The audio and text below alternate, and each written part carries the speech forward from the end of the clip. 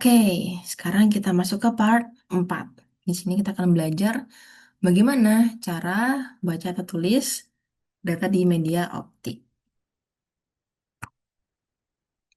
Oke, kita sudah tuntas membahas hard disk yang bekerja dengan prinsip magnetisme. Sekarang kita beralih ke teknologi yang sempat merajai dekade 90-an dan 2000-an, yaitu optical memory. Jika hard disk menyimpan data dengan mengubah arah utara-selatan partikel magnet, maka media optik menggunakan cahaya laser untuk membaca lakukan mikroskopis pada permukaan piringan. Nah, coba kita lihat spesifikasinya di slide ini. Awalnya nih, CD diciptakan bukan untuk komputer, melainkan ya untuk menggantikan piringan hitam dan kaset kita. Dia sifatnya non-erasable. Jadi begitu data masuk, atau begitu data itu di burn, data ini ya permanen, nggak bisa dihapus atau ditimpa. Kemudian dia audio digital. Dia sanggup menampung lebih dari 60 menit musik dengan kualitas kristal yang jauh melampaui kaset pita pada zamannya. Kemudian standar fisiknya itu biasanya diameternya 12 cm. Nah, angkanya itu jadi standar internasional yang nantinya diikuti oleh DVD hingga Blu-ray. Nah, begitu industri komputer melihat potensi penyimpanan ini, lahirlah CD-ROM, Read Only Memory, ROM. Oke, apa bedanya dengan CD audio? Nah, CD-ROM itu dirancang untuk menampung data komputer. Itu ada program, game, dan dokumen. Kapasitasnya standar di angka 680 MB. Nah, di era di mana disket hanya bisa menampung 1,44 MB, lompatan ke 680 MB ini ibarat pindah dari sebuah koper kecil ke sebuah gudang besar. Ya, meskipun kalau sekarang 660 MB itu nggak dapat apa-apa ya. Ya udah lah, ya ini kan zaman dulu, zaman 90-an. Oke, lanjut kita bedah CD-ROM. Mari kita lihat potongan melintang dari sebuah CD-ROM ini. Ternyata kepingan tipis itu tuh terdiri dari lapisan-lapisan yang disusun. Dari yang pertama nih, polikarbonat plastik atau lapisan bening yang paling tebal.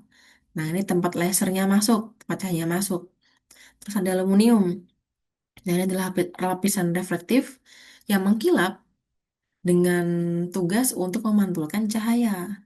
Nah, kemudian ada protektif akrilik dan label. Nah, ini adalah lapisan pelindung paling atas, tempat kita menuliskan judul CD. Nah, perhatikan nih, permukaan lapisan aluminium itu nggak rata, ya kan? Nah, disinilah data kita disimpan secara fisik. Ada land atau bukit, ada pit atau lembah. Kalau land itu permukaan yang tinggi atau yang rata. Nah, saat laser mengenainya, cahaya akan memantul sempurna kembali ke sensor pembaca. Kalau di pit, lubang atau lekukan kecil, saat laser mengenai area ini, cahaya akan terhambur atau mengalami interferensi, sehingga pantulannya melemah. Gitu. Kalau ini kan kayak fokus ke sini gitu. Kalau ini cahaya masuk cetar, cetar, cetar gitu. Nah, komputer tidak melihat pit sebagai satu atau line sebagai nol ya. Secara teknis, komputer mendeteksi transisi atau perubahan data dari pit ke line atau sebaliknya. Sebagai binar satu, sedangkan jika tidak ada perubahan pantulan, dianggap sebagai binar nol. Oke, oke. Sekarang perhatikan di sini. Kerapatan data konstan dan kecepatan linear konstan. Nah, ingatkah kalian pada pembahasan magnetic disk di awal kuliah tadi? Hard disk menggunakan constant angular velocity atau CAV, di mana putaran motornya selalu tetap, misalnya 700 7200 RPM. Tapi akibatnya kapasitas di bagian luar jadi boros ruang. Jadi ya media optik atau CD melakukan pendekatan yang sebaliknya. Nah, insinyur ingin setiap milimeter permukaan CD menampung jumlah data yang sama padatnya atau kerapatannya konstan. Nah, untuk mencapai itu, laser harus melewati permukaan disk dengan kecepatan yang selalu sama. Apa dampaknya bagi pemutar motor di CD? Tahu kan motornya itu yang buat muter itu. Oke, saat laser membaca bagian dalam CD, atau di lingkaran kecil, motor harus berputar sangat cepat.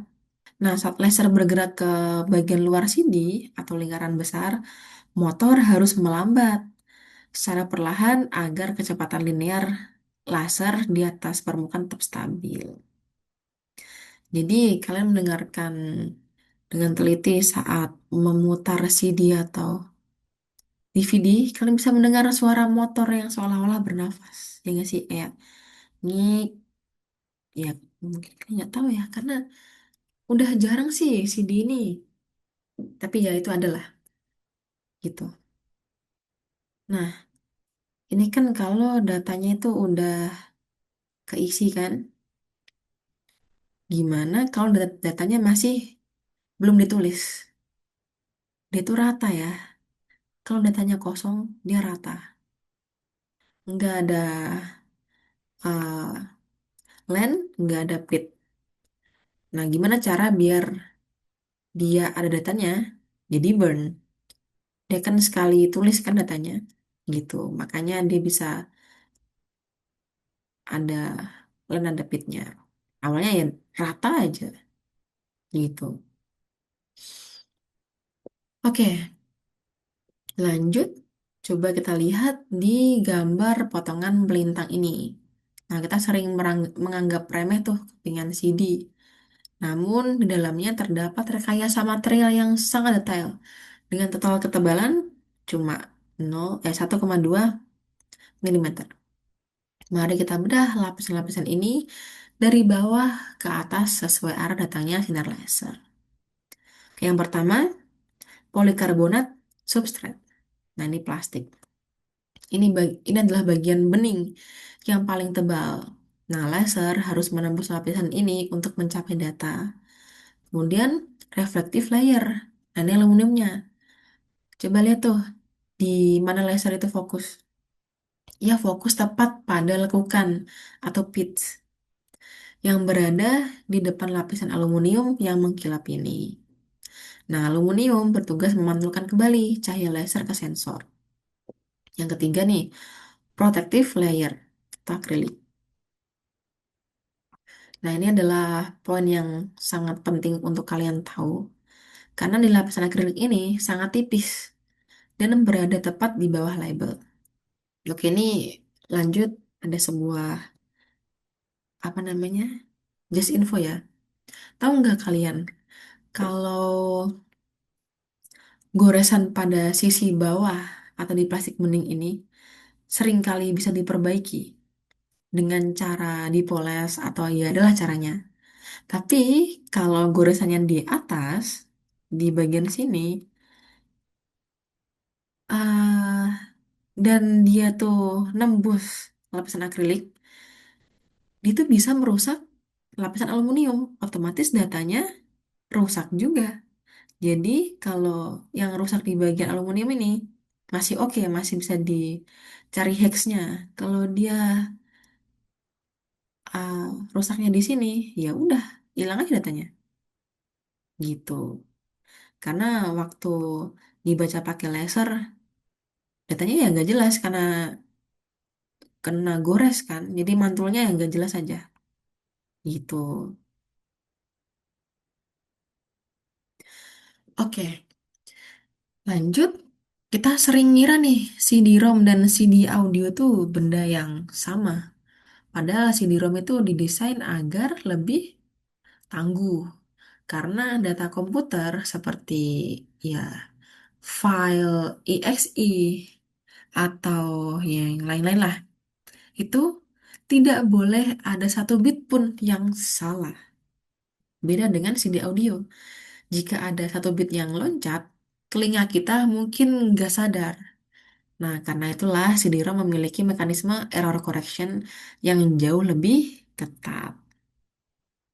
Nah, inilah perbedaan fundamental arsitekturnya dibandingkan dengan hard disk. Jika hard disk itu terdiri dari ribuan lingkaran atau track, terus permukaan CD itu hanya terdiri dari satu lintasan ya, dan dia bentuknya tuh spiral. Kan spiral gini. Nah, lintasan ini itu dimulai dari bagian pusat dan terus berputar melebar ke arah luar. Ya, bayangin aja panjangnya seberapa. Kalau di slide sih tulisannya segini, 5,27 kilo. Hanya dalam satu kepingan kecil berdiameter 12 cm. Ternyata tersimpan jalan raya di sana. Nah, inilah kenapa CD bisa menampung audio berkualitas tinggi selama lebih dari 70 menit. Oke.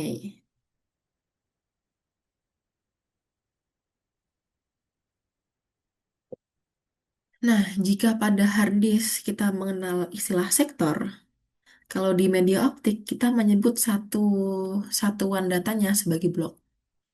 Nah, satu blok fisik di CD-ROM ini memiliki ukuran total 2.352 byte.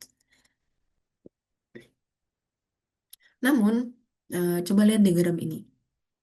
Apakah seluruh 2.352 byte ini berisi foto atau dokumen kalian? Ternyata enggak ya. Oke, mari kita bedah pembagian pajak ruangannya. 12 byte untuk sign atau sinkronisasi. Nah, ini anggaplah seperti eh, pembuka ya atau klakson tuh yang kasih tahu siap-siap tuh ada data baru yang mau lewat gitu. Terus ada 4 byte untuk ID header. Nah, ini tuh alamat rumah isi data. Ya, isinya unik untuk media optik. Ada min, sek, sektor, mode, gitu. Nah, mengapa alamatnya pakai waktu? Karena ya seperti yang kita bahas sebelumnya, CD audio adalah dasarnya. Jadi alamat datanya dihitung berdasarkan durasi waktu putar spiralnya. Nah, ini baru 2048 byte untuk data. Nah, ini data muatan intinya. Jadi, disinilah data skripsi kalian atau file kalian berada, gitu. Terus, 288 byte ini ibarat kayak ya pasukan pengawal lah. Karena ya CD itu sangat rentan terkena goresan atau debu kan. Jadi kita butuh ruang ekstra untuk menyimpan kode koreksi kesalahan atau error correcting code. Nah, tanpa 288 byte ini, satu goresan kecil saja bisa membuat satu keping CD tidak bisa terbaca sama sekali.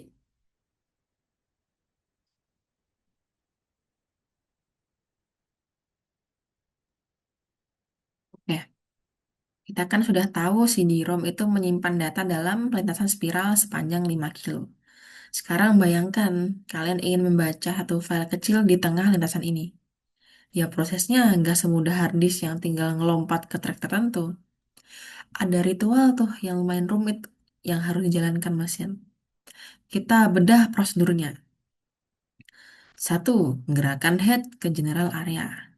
Karena lintasannya spiral tunggal, head tidak punya koordinat yang pasti seperti hard disk. Nah, dia hanya bisa mengira-ira.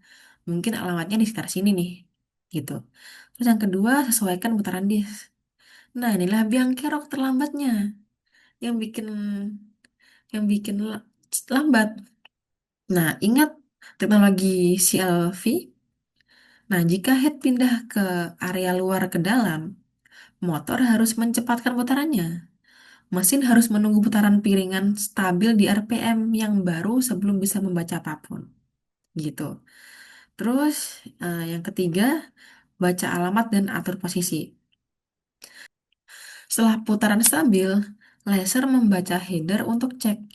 Saya di menit keberapa ya? Nah, jika meleset, ia harus bergeser sedikit lagi sampai posisinya presisi. Oke, kita rapotan lagi nih untuk lihat plus minusnya. Hmm, plusnya nih, duplikasi massal murah. Iya, karena membuat 1 juta keping CD itu jauh lebih murah daripada membuat 1 juta hard disk. CD kan cukup dicetak ya menggunakan mesin press logam di pabrik. Terus juga eh, plusnya dia removable, dapat sebagai arsip. Terus tahan terhadap gangguan. Itu ya karena menggunakan cahaya, bukan magnet. Data di CD tidak akan terhapus jika kalian tempelkan magnet yang kuat atau terkena radiasi elektromagnetik ringan. Nah, minusnya dia read only. Kebanyakan hanya bisa dibaca. Sekali cetak lagi, nggak bisa diubah. Nah, terus akses time-nya lebih lama. Kenapa dia jauh lebih lambat? Oke, ada 3 alasan utama yang bisa kalian catat untuk ujian nanti. Siapa tahu keluar. Yang pertama, inersia putaran atau CLV. Nah, hard disk kan berputar pada RPM tetap tuh. Nah, CD harus mengubah-ubah kecepatan motornya setiap kali pindah posisi. Nah, mengubah kecepatan motor fisik butuh waktu, inersia. Jadi, ya lebih lama. Terus yang kedua, mekanisme spiral. Nah, untuk mencari alamat di garis spiral tunggal jauh lebih sulit secara matematis dan mekanik dibandingkan mencari alamat di lingkaran-lingkaran track yang rapi pada hard disk. Gitu. Terus yang terakhir, massa head. Lengan head pada media optik biasanya lebih berat karena membawa lensa dan laser, sehingga gerakannya tidak selincah lengan hard disk yang sangat ringan. Gitu. Oke, kita sudah membahas CD-ROM yang dicetak permanen oleh mesin press di pabrik. Sekarang bagaimana jika kita ingin menabung data skripsi kita sendiri ke dalam kepingan perak ini? Nah, inilah peran dari CDR dan CDRW. Nggak ada CDRT ya. Oke. Meskipun bentuknya sama persis dengan CD-ROM, rahasianya terletak pada lapisan pewarna. Nah, dia tuh lapisan pewarna kimiawi yang ada di dalamnya itu sangat sensitif terhadap panas laser. Karakteristiknya kalau CDR itu hanya dapat tulis 1 kali. Nah, dia digunakan untuk membuat copy data dalam jumlah kecil. Dia kompatibel dengan drive CD-ROM kalau CDRW itu dapat ditulis berkali-kali. Terus kebanyakan dia kompatibel dengan drive CD-ROM. Terus sebagai penyimpanan data sekunder, dia memiliki kandungan tinggi dan tahan lama. Gitu. Oke, cukup untuk part 4. Sekarang masuk ke part 5. Nah, tapi part 5 ini jadiin soal ya. Jadi kalian jawab pertanyaan ini. Mengapa DVD dapat menampung data lebih besar? Nah, jawabannya itu bisa kalian temukan di slide. Silahkan dipelajari. Semangat! Jadi untuk pertemuan ini sekian dulu. Kalau ada pertanyaan silahkan ditanyakan. Oke, silahkan kalau ada pertanyaan ya. Kurang lebihnya saya mohon maaf. Terima kasih. Assalamualaikum warahmatullahi wabarakatuh.